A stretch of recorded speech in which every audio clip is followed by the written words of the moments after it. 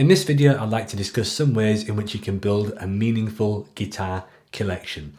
Hey everybody, Jamie Holroyd here, helping you learn jazz guitar. Welcome to the channel.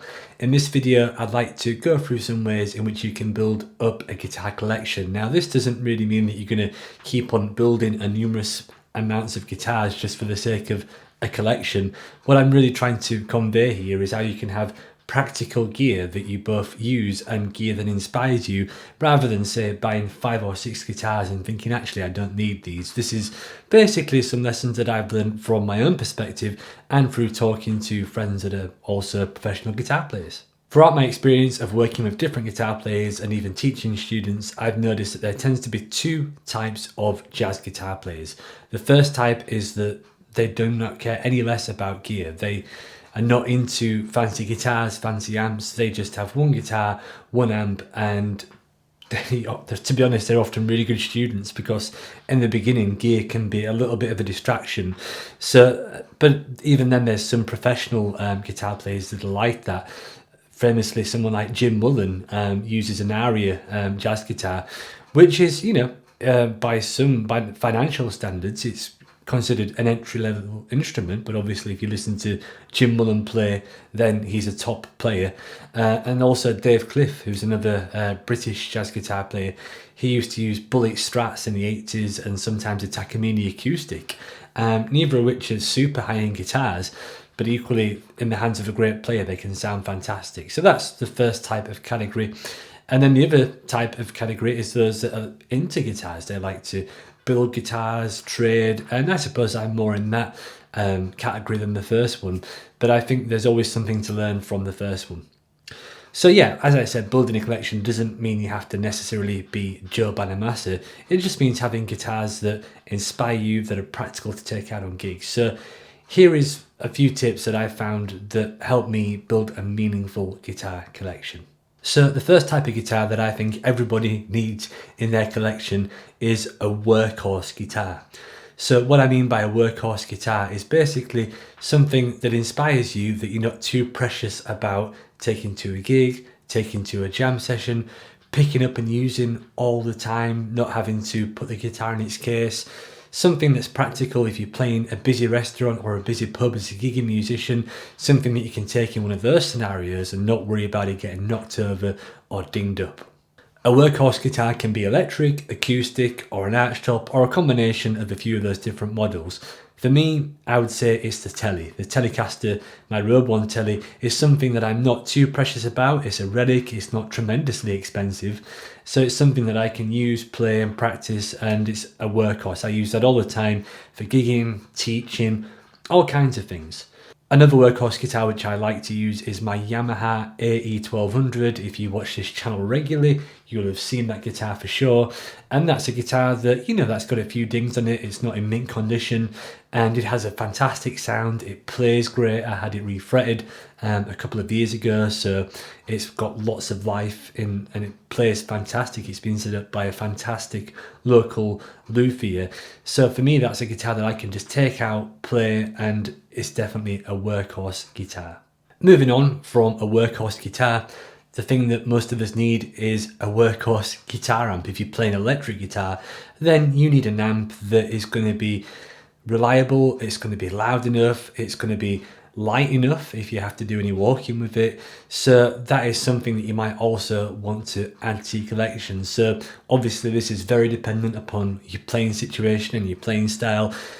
You might not even need an amp. I know some professional guitar players that just use, say, something like a Line 6 Helix or a Keeley Kemper. They have in-ear monitors and they just go through the front of house system and no amp is necessary.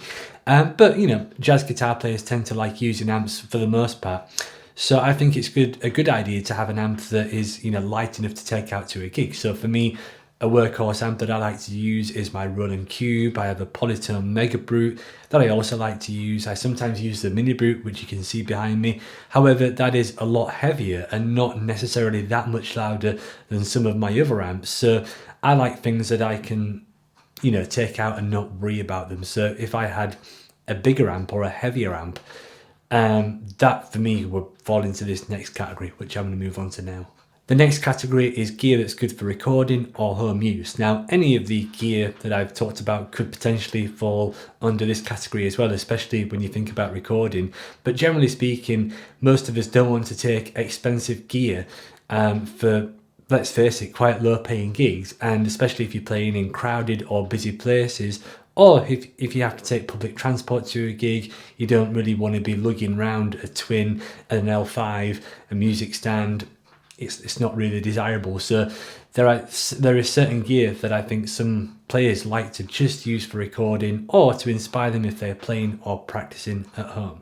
So for me personally, that would definitely be bigger or more expensive amps. I do think that bigger amps, especially big tube amps, can sound really great and they're fun to have and they're fun to use. But realistically speaking, if I'm just playing a small trio gig or a small duo gig and I'm just going to have the volume to that amp on 2 or 3, then it seems a bit pointless to go to all the trouble of taking a bigger amp downstairs, putting it in the car, getting it out of the car, having to walk around a venue, set it up and all that kind of stuff, when I can just take something that's half the size, half the weight, and that'll do the job just fine. Guitar wise, this might be something that's more vintage, more collectible, something that you just don't want to use all the time, and because you're kind of collecting the guitar as well. So that of course is very subjective. You know, you might be watching this and thinking every guitar that you have you want to be using all the time, but I think it's personally okay. It's nicer to have some guitars that you might just have for some situations, whereas others, like I've said, the Workhorse guitars are fantastic for everyday use. The last category or tip that I would share with you in regards to building a meaningful guitar collection is to have complementary gear. So this one is a bit more subjective, which is why I've saved it while last. So in my opinion, there isn't much point in having several duplicates of the same type of guitar. The first reason is that if I've got several types of, say, a Telecaster or a Strat, I can never decide which one to play. If I've got 4 tellies, it always bothers me. I just want to be able to, if I want a telly sound, just pick up a telly that I can play and get a Telecaster sound with. And really, when I've done that in the past, if I've had a couple of tellies or a couple of Strats, then I always end up preferring one over the other anyway. So the duplicates or the backups always feel redundant. The second reason why I do not like having duplicates of the same guitar is that it is fundamentally the same sound. I know that no 2 Telecasters or no 2 Strats sound exactly the same, but fundamentally, if you want a telly sound and you're recording with the telly and you put one on a demo, or if you're playing on a gig, no one is really going to tell the difference. So for me, in terms of space and storage and practical use, I'd much rather have, say, a Strat and a telly or a Les Paul and a telly as opposed to 2 Telecasters. Other examples of complementary gear might include having both a tube amp and a solid state amp. Even if you only use a solid state amp as a workhorse amp, then it's sometimes nice to have a tube amp at home for recording or just to give you a different sound and a different side of inspiration and motivation.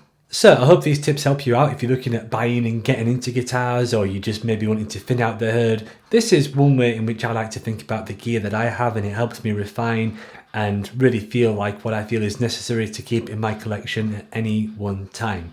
What are your thoughts on this? Please share your thoughts in the comment section below. What is your workhorse guitar? I'd love to know which guitar you pick up the most and play the most, so leave a comment and let me know.